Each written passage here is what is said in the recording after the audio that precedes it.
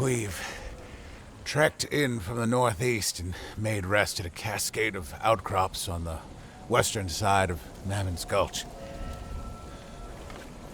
The surrounding peaks are staggering, indifferent to our presence.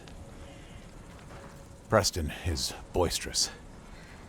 Stands at 6'3". He's dressed out of his fine clothes, perhaps hoping to fit in with us. Brewer and the others are not impressed, if raised eyebrows are any unit of measurement.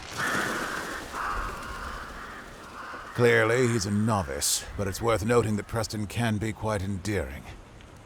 He favors the use of a spyglass over any gun or blade, always on the lookout for something new to expose or discover. Oh, the corruption here is in full bloom, for lack of a better term. With the incursion here still in its infancy, I wondered if some semblance of order and hierarchy might appear amongst the corrupted. But this is not the case. They're all as disorganized and lobotomized as in the bayou. Despite their mindless, abominable presence, I feel myself being studied from beneath the trees. No. Catalogued. Catalogued is the word. Just as a blind curator navigates the dense archives of a museum and slips some small, dead thing into its perfect drawer.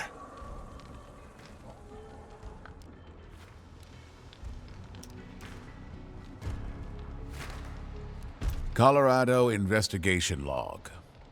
Location, Mid-Gulch Saddle Depression. Day 2. Morning. We discovered a survey group's destroyed campsite. It was in total disarray and mostly incinerated. Brass equipment intact. Salvaged the following surveyor logs. Dale Gerard, PLSS Acreage Report. Day 1. Graham switched us to the solar compass. Our prismatic is being thrown off by ore deposits along the western slope. The compass is heavy and hot in the sun. It burned Graham's hand. We're 5 degrees off true north on account of the magnetism. We'll re-walk the links for accurate acreage in the morning. Day 4. Melanie has her seismometer ready. The thing's acting up. Jumping like a cricket in a thunderstorm is how she put it. Can't be on account of the ore, though. Strange. Day 5. Graham's dead. He measured out the acre with 255 chain links, then vanished in a sudden flash of heat that seemed to come out of nowhere. The leftover links he'd been carrying somehow heaped and fused to his skull. We buried him. It was the only thing we could think to do. What could have done that to Graham? Poor Melanie. Just last night, when we were laughing and drinking around the campfire, she said she'd never get married, especially to Graham. So why is she sleeping all alone on that patch of scorched earth where we found his body? Melanie L.R. Seismographic readings. Reading 1 through 4, crisscross scrambles. Recalibrated, reading 4 through 9, looping circles. Recalibrated, reading 10. The needle has written in cursive, "Too late now. Too late now. Too late."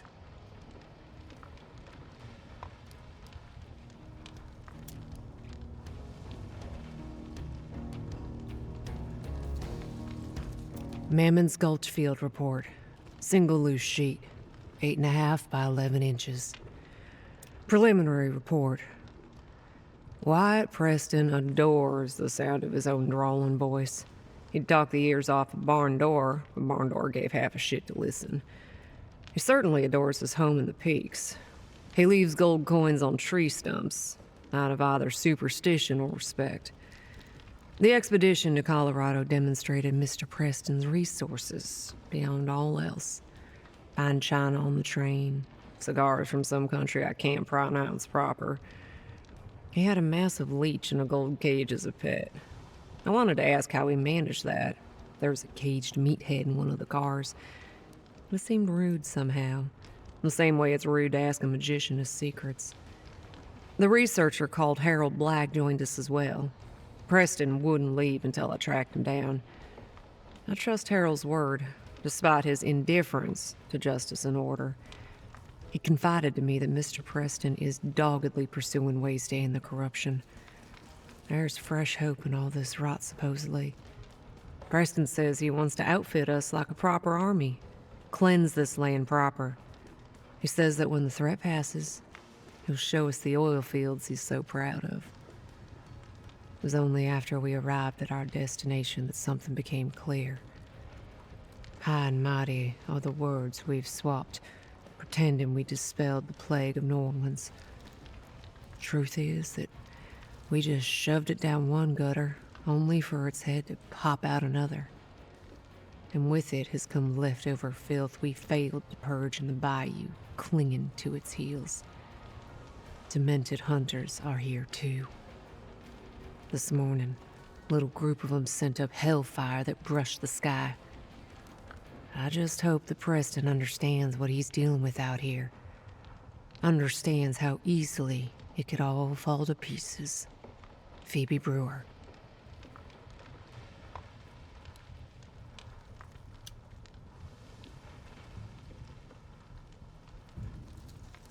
Journey to My Descendants. Author, Snare. Handwritten journal 8 by 8 inches. Preston has brought law dogs with him. They are promised wealth and station. When our adoptive father saw what had happened here, he called for aid. Only we came. But in the end, all it took was money. All it ever takes is money. I have seen our enemy up close.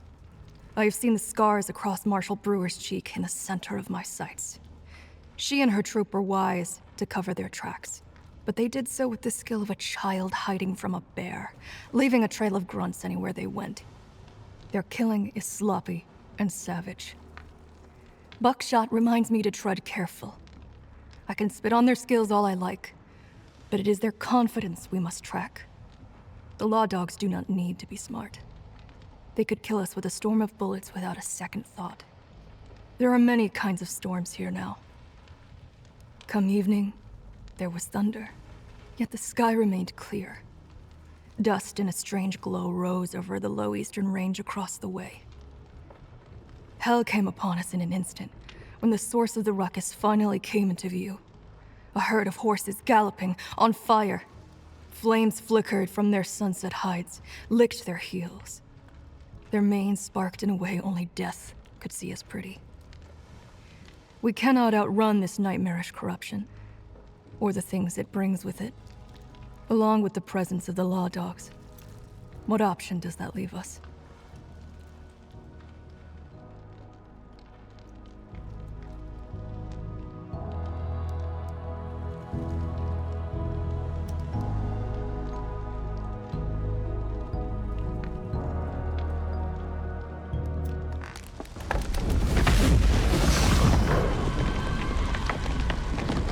The oil field is burning.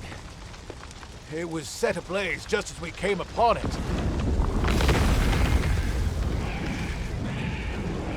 Preston has sent off Brewer to the north. He thinks this could be the work of bandits, or other such greedy, bitter minds.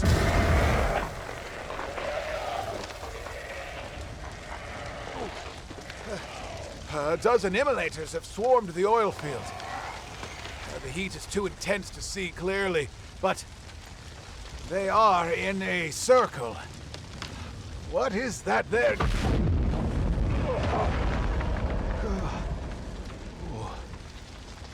Preston's oil burns differently. It seethes with the rage of things hidden in the earth, brought to light.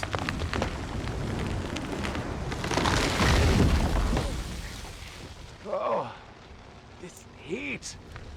Oh, I do not think it's natural. It smells of things that should never have been touched by man. The odor contains the faintest traces of iron and ruined flesh when you stand downwind. Some shadow has taken form here. Ooh.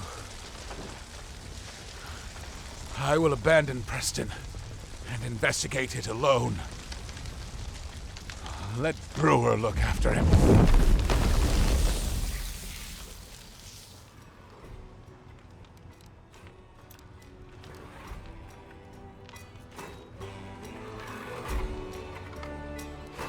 Puppet Theater Script, Act 1. Found behind stage curtains, back alley theater. Let me tell you a story. There once was a wandering puppeteer, a man of myths who crossed many seas. In his search for greater legends, this traveler found himself caught in a tale too peculiar and strange to not play a part in it. It all began when the traveler came across the corpses of 3 railmen and 2 strange characters getting dressed in their coal-stained clothes. We shall call one Pig, the other Bee. Pig and Bee offered the traveler a deal. If he helped them achieve their goal, they would let him live. He gladly accepted and slithered into a dead man's trousers.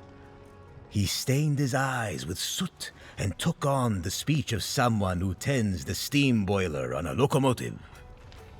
And so they set upon a train as a troupe of actors would a stage. They tended a ravenous and furious furnace in a nest of spinning iron and belching steam.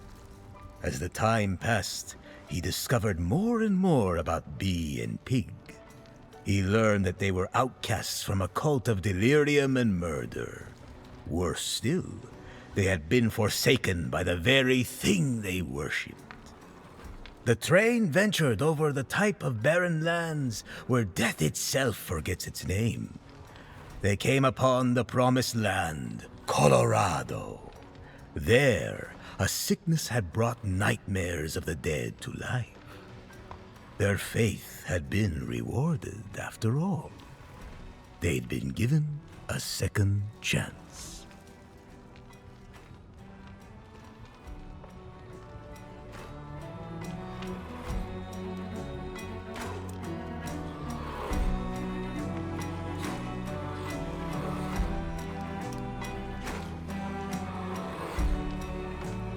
Mammon's Gulch Field Report. Single loose sheet, 8.5 by 11 inches.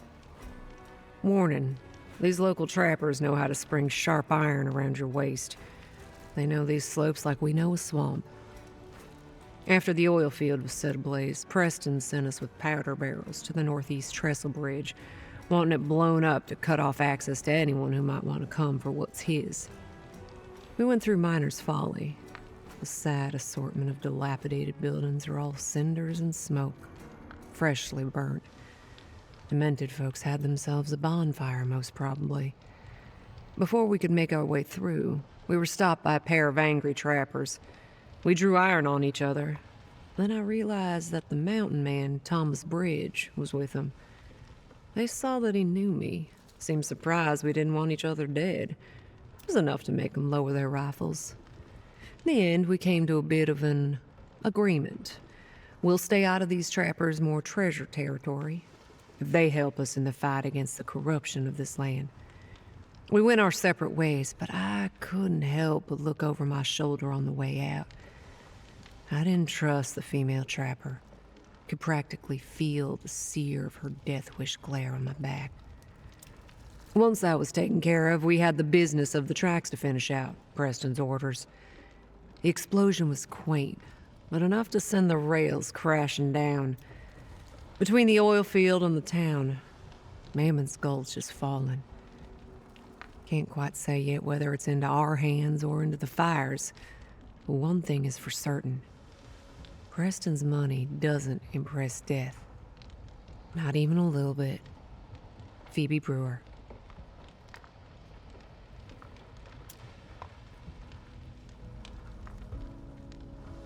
Bait locations and conservation. Leather-bound journal, 3 by 4 inches. Friday, found 2 sets of tracks. First set, boot prints from the north. Running, fumbled.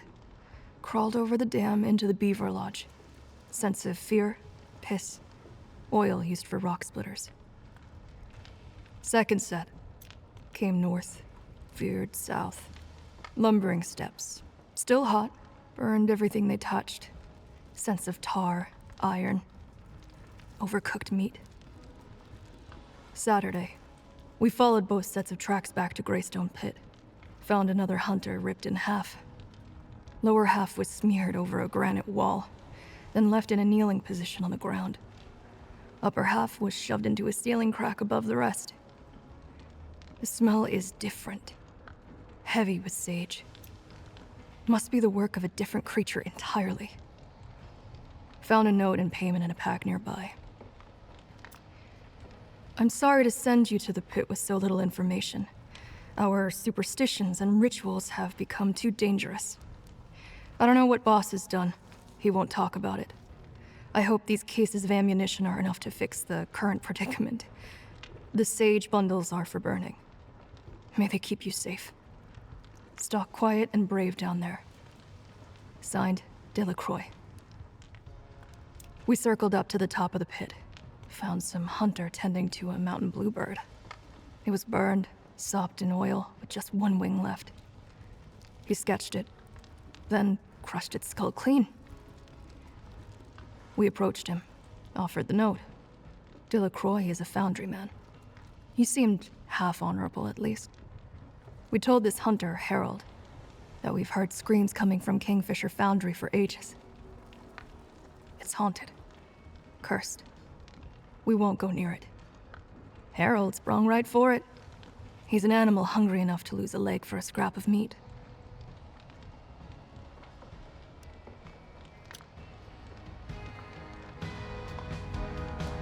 Kingfisher Foundry Log, Mammon's Gulch. Comments, Harold Black. Original author, Delacroix. Oil Reinvigoration Ritual Number 14, Observer Delacroix. Changelog. Iron plug casings have been strengthened to better bear the forces. Subjects are compressed and forged from the neck down, and only after being fed tokens. Convince the boss this was more humane. Ingesting the bounties puts them into a trance. Bore depth 700 feet, 3 tokens. Elwraith right 9. Bandit 1 ignited. His tooth, a gold-capped incisor, shot out of the bore shaft. Buried itself in my arm. Had to dig it out myself. Then, boss confiscated it for the gold. Bore depth 984 feet, 4 tokens. Eyeless Navigator right 2. Bandit 2 begged for us to take care of his grandma out on some prairie. Had to be sedated. Flesh bulged with enough pressure to break his casing, clogging the shaft. Had to re-bore the shaft to unclog it. Bore depth 0 feet, 0 tokens. God's Grace. Bandit 3 convinced me over. He had a PLSS contract from the government on him. Last 2 subjects weren't bandits either. They were cartographers. Boss lied big time. I can't keep contorting innocent people and holding that guilt in me. Bore depth 1,325 feet, 6 tokens. Finch's Lullaby right 1. I won't abide threats and slander. I relieved Delacroix of his station by feeding him the final tokens before encasing him in the plug. His casing struck brimstone. The reinvigoration worked at last. It turned the clay into treasure. Oil spewed out every derrick, but something crawled back out. Dripping lava. It's a miracle the oil pools didn't catch fire. Deduced methodology. I believe subjects ingested between 3 to 6 bounty tokens each. Rituals were performed, subjects were contorted into iron plugs which were dropped down boreholes of various depths. Seems as though spontaneous combustion and physiological metamorphosis resulted. I'm unsure as to what crawled back out the bore shaft. Could it be the same thing that set fire outside the foundry and then stalked me through the tall firs?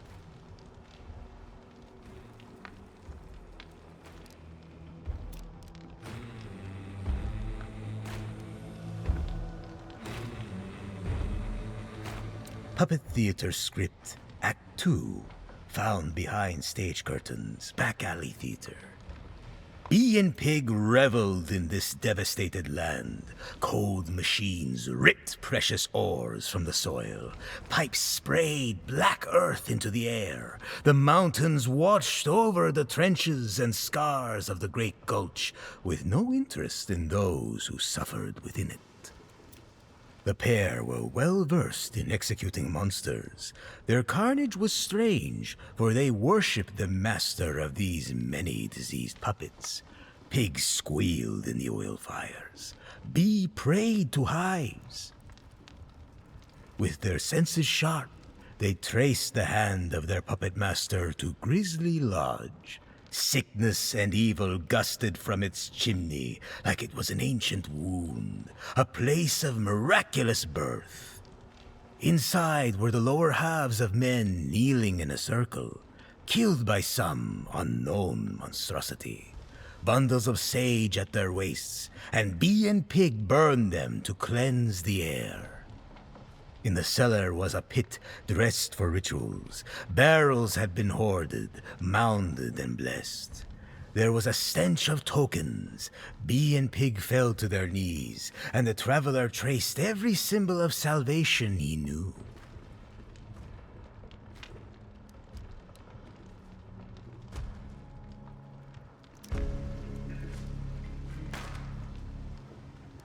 Addressed to Sheriff Hardin. Author, Phoebe Brewer. Hope this gets sent to you as promised, cowboy. You ever see a flaming body fall down a mine shaft? Pretty eerie. Made my hair stand on end. Preston had us clear a mine where Demented had supposedly dug in. We didn't find any. Just some puppets in a tent. How did those assholes get up here in the first place? Then there was this roar that almost caved in the tunnel. Preston said it was the oil reservoir shifting. He used fancy rockhound terms for roar. But that didn't explain the flaming body that suddenly fell from the pit entrance above us. Preston said that kind of thing happens all the time. Mine workers get sad and try to bring light to the darkest parts of the world. Can't say I relate to that. We spent the night down there, and I took it as another opportunity to case Wyatt Preston up, down, and sideways. Preston isn't through and through evil, from what I've seen so far. He's the kind of boy who stole his daddy's gun to shoot anthills. Trick with him is, you let him talk on long enough, he starts to let stuff slip. Preston has friends with even more gold in their pockets, turns out. He said they're into occult stuff, chanting in masks and swallowing goat eyes and whatever else it takes for them to gain more. Other than taking up the hunt themselves, of course. That's for others to do for them. After Wyatt finished off his handle of wine, I snatched a journal from his coat, wrote down some names, sent 'em along. You've got digging to do, while I keep playing this rich boy's nanny.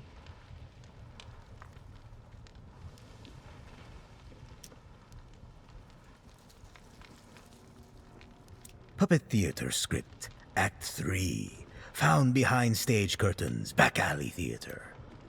The Oddsome Trio tracked whatever was birthed from that haunted fireplace. Pig crawled on all fours, sniffing footprints and blood. Bee held amber to the moonlight and traced the paths it revealed. In the thick of night, they found not a creature in the woods, but rather a man of words and sketches. A researcher. Pig held a blade to the man's throat, but the traveler was intrigued by the dear wordworm. An idea was born. Something unexpected but exhilarating. With quick deception and wit, the traveler bound the man as he would a most precious puppet. If his idea were to come to fruition, he'd need to lie, and lie well. So he told Bee and Pig that far away, a wandering spectacle of death and whimsy was approaching. The traveler had been a member of this wandering spectacle long ago, he fibbed to his companions of the road. His voice rising, he continued to conjure fabulous deceits. This wordworm had seen the show and mocked the poor traveler's every performance, had jeered, booed, thrown bricks and cats at him. He even tore down his stages and spat upon his art. The traveler made sure to give his all to this performance, and he could tell it was working. Bee and Pig nodded as they listened, leaned in while the story continued. They knew how it was to feel the effects of sacred efforts fallen flat. Now, the traveler said, his performance coming to a close, he would take a long-earned revenge on the wordworm. He would punish the man privately until dawn, as Bee and Pig continued their hunt. It was a personal matter. Surely they could understand. And so the traveler found his exit. Bee and Pig applauded his demented hunger before setting off to hunt more lies and legends and things that should not have been born. With a pain in his heart, the traveler whispered goodbye after them. Then he untied the woodworm and began to spin new tales to tell.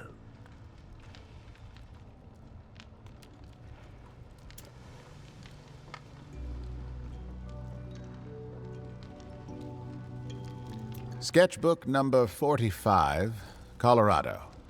Illustrations and notes. Penned by Harold Black. I sketched the strange puppet fellow who saved me from demented savagery. I owe my life to more people day by day, it seems. Hayale took a liking to my ink, and so an easy gift of it was made. As he recounted his tale, I divined the hunting lodge as the source of this incursion. The lodge's chimney is covered in hardened pustules and forms a birth canal, for lack of better terminology. Through it, the demented and their jester found the remnants of a mass storage site of bounty tokens. The trio glowed in dark sight from its contaminated energies. I cannot prove much, but if I were to venture at a cause for a corruption springing forth from this token depository, it would be ritual tampering. We were no strangers to occult experimentation in the bayou. We recognized it here. It was as brutal and barbaric as always. I was wrong about Preston. My theory: he released token energy deep underground, awoke the corruption in Mammon's Gulch. Intense heat and fire were either a catalyst or byproduct of its awakening, possibly involving what became of the Foundry Man, Delacroix. Victims include the 3 PLSS surveyors from the destroyed campsite we discovered before. As Preston seeks to pry dark secrets of the Earth, I will pry the secrets out of him.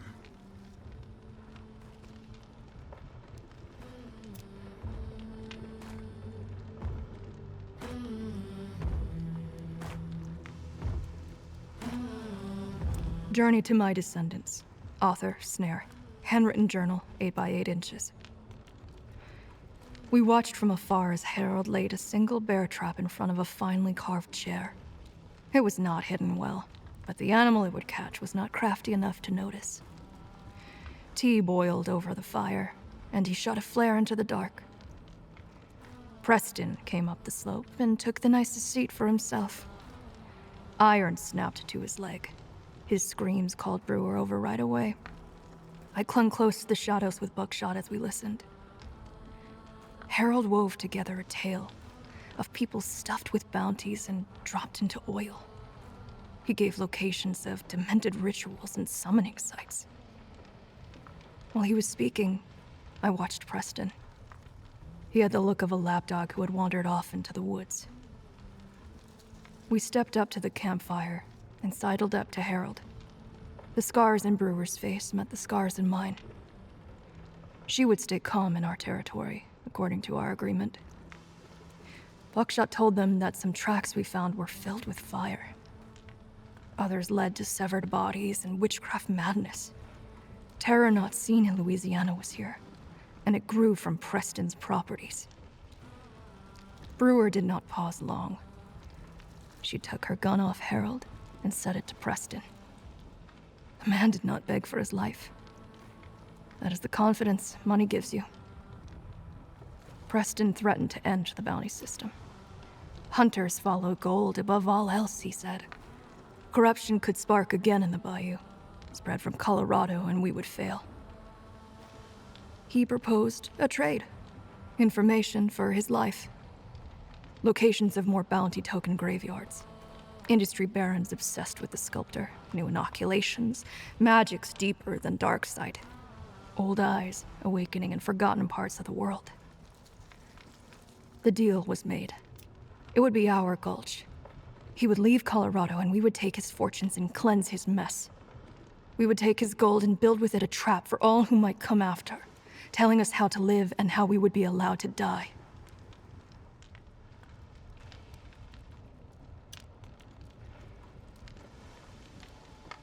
Tortured Peaks, excerpt. Rejected Dime novel, July 1897. Author, Jasper Priest. Blasted was the landscape of the high West Peaks, where men broke teeth on boulders for just a glimpse of gold. They bored into the earth and burrowed tunnels. They stole the river's soul with water wheels and severed trees for joy and industry. Blood and money tasted the same on their tongues. No amount of either could calm their greed. Among these men, a fool sought out long-dead secrets of the world. He believed some truth lurked in lakes of oil and the mountain's many treasures. He believed the truth whispered to him from precious veins of ore, from tar pits. Once his drilling began, it never ceased. Black blood gushed from derricks in celebration. His efforts drew the gaze of more fools, darker fools with darker knowledge to trade. They slit the throats of goats under full moons and bayed in tongues with lungs full of incense. Then the black wells ran dry. Whispers from the boreholes faded to silence. The fools searched for cursed treasures to extract more ichor and wealth from the mountains. He bound them to screaming victims and dropped them down into places they were not meant to go. Each life fell upon a long, sleeping evil beneath those far rocky ranges. That evil awakened. The dreams within it rose and found new bodies to live inside. Rib cages were split open, and skin rotted to the ground. Devils took to the river as fire learned it could spread from the hearts of men. Corruption granted the fool's wish and overtook all he owned.